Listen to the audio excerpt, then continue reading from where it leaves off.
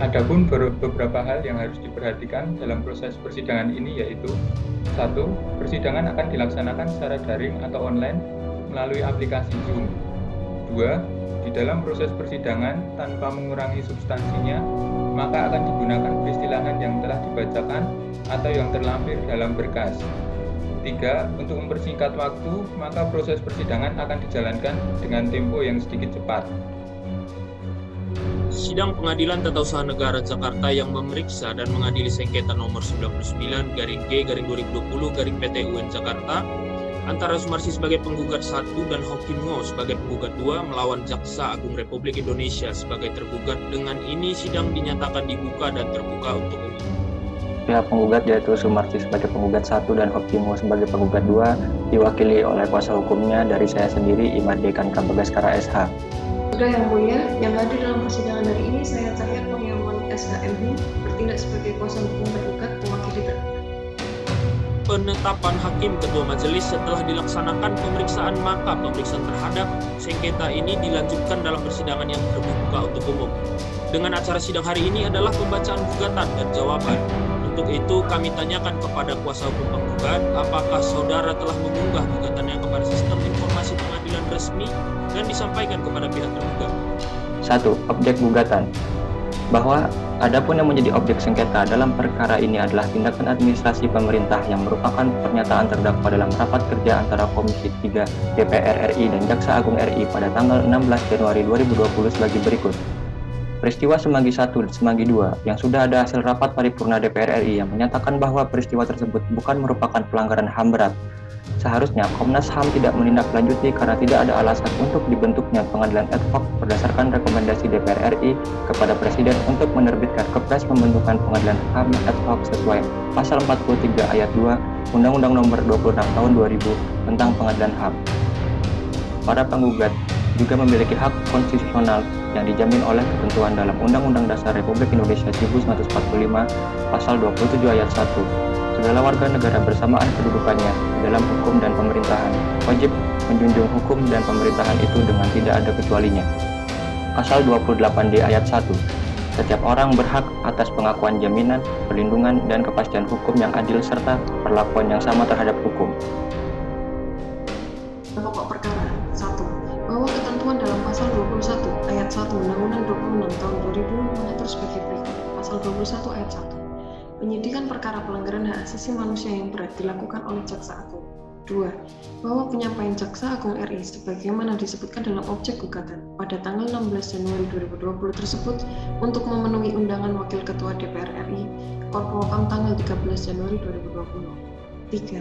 Bahwa penyampaian Jaksa Agung RI sebagaimana disebutkan dalam objek gugatan merupakan kewenangan Jaksa Agung RI sebagai penyidik sebagaimana diatur dalam Pasal 21 Ayat 1 Undang-Undang 26 Tahun 2000 untuk menyampaikan keterangan kepada DPR RI terkait dengan perkembangan penanganan kasus pelanggaran HAM berat yang terjadi, termasuk peristiwa Semanggi 1 dan Semanggi 2. 4. Penyampaian tergugat sebagaimana disebutkan dalam objek sengketa didasarkan atas hasil laporan panitia khusus DPR RI yang disampaikan pada rapat paripurna DPR RI tanggal 9 Juli 2001 dan berdasarkan hasil rekomendasi DPR RI.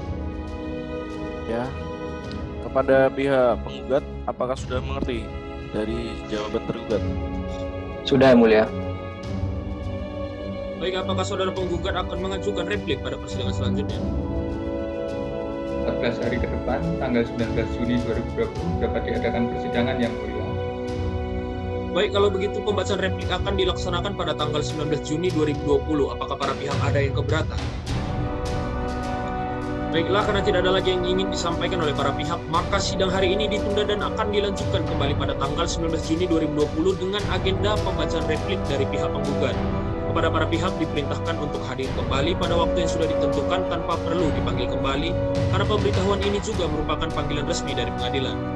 Dengan itu maka sidang dinyatakan ditunda dan ditutup. Primer. 1. Dalam eksepsi. 1. Menolak eksepsi dari tergugat untuk seluruhnya.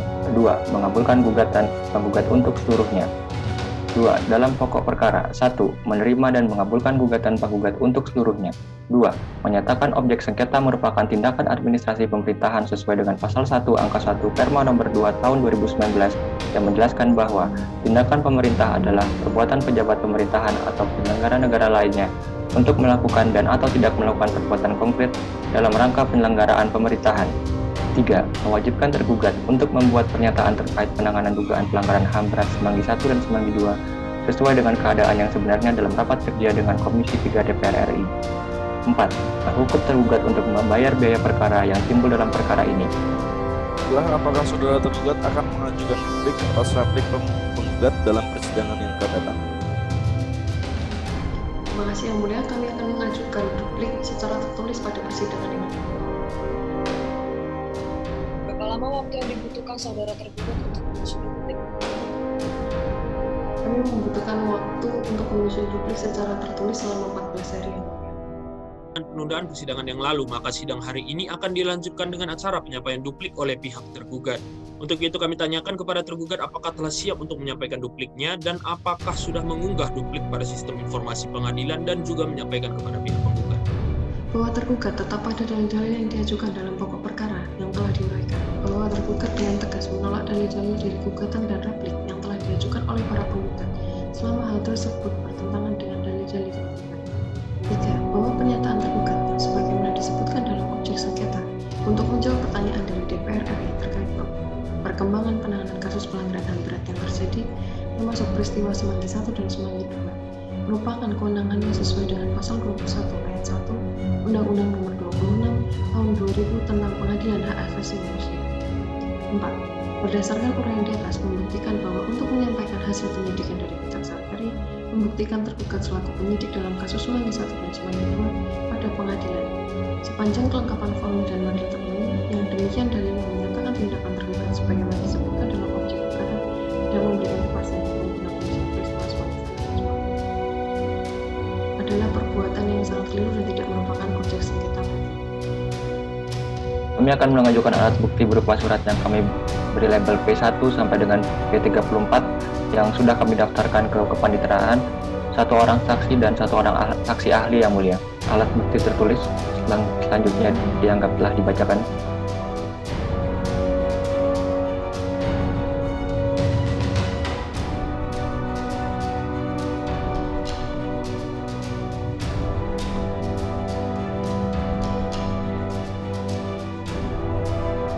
Saksi dapat mendengar dan melihat saya dengan jelas. Bisa Yang Mulia. Baik, pada saksi silakan untuk menjawab pertanyaan yang akan kami ajukan. Apakah Anda dalam keadaan sehat dan siap menjalani persidangan pada hari ini? Saya pada hari ini sehat dan siap untuk mengikuti persidangan Yang Mulia. Tadi saudara saksi menyebutkan bahwa telah mengenal penggugat. Boleh dijelaskan kronologi penggugat mengetahui pernyataan dari saat? Baik, jadi begini Yang Mulia. Awalnya penggugat mengetahui pernyataan tersebut pada tanggal 16 Januari 2020 yang disampaikan dalam rapat bersama DPR. Setelah itu, saya secara langsung bertemu dengan penggugat pada tanggal 18 Januari 2020. Mohon untuk memegang Alkitab sejajar dengan dada. Dan tangan saudara membuat tanda 2 jari seperti ini sejajar dengan telinga. Ikuti lafal yang akan saya ucapkan dengan jelas dan tepat. Demi Tuhan saya berjanji. Demi Tuhan saya berjanji Bahwa saya sebagai saksi akan memberikan keterangan yang sebenarnya. Tidak lain daripada yang sebenarnya. Semoga Tuhan menolong saya. Baik, Putusan dengan nomor perkara 99-G-2020-PT-UN Jakarta. Demi keadilan berdasarkan ketuhanan yang Maha Esa, Pengadilan Tata Usaha Negara Jakarta yang memeriksa, memutus, dan menyelesaikan sengketa tata usaha negara pada tingkat pertama dengan acara biasa telah menjatuhkan putusan sebagai berikut dalam perkara antara menimbang bahwa tergugat dalam eksepsinya pada pokok mendalilkan bahwa mengingat proses hukum terhadap peristiwa Semanggi 1 dan Semanggi 2 masih tetap dilakukan proses hukumnya.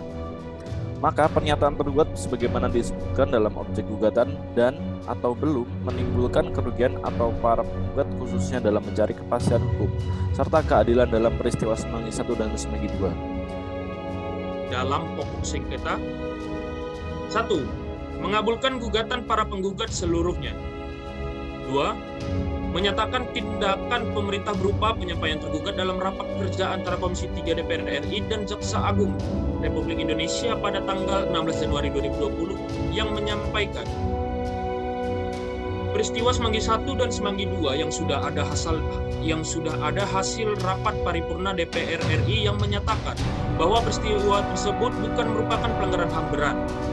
Seharusnya Komnas HAM tidak menindaklanjuti karena tidak ada alasan untuk dibentuknya pengadilan ad hoc berdasarkan hasil rekomendasi DPR RI kepada Presiden untuk menerbitkan Kepres pembentukan pengadilan HAM ad hoc sesuai pasal 43 ayat 2 Undang-Undang Nomor 26 Tahun 2000 tentang Pengadilan HAM adalah perbuatan melawan hukum oleh badan dan atau pejabat pemerintahan.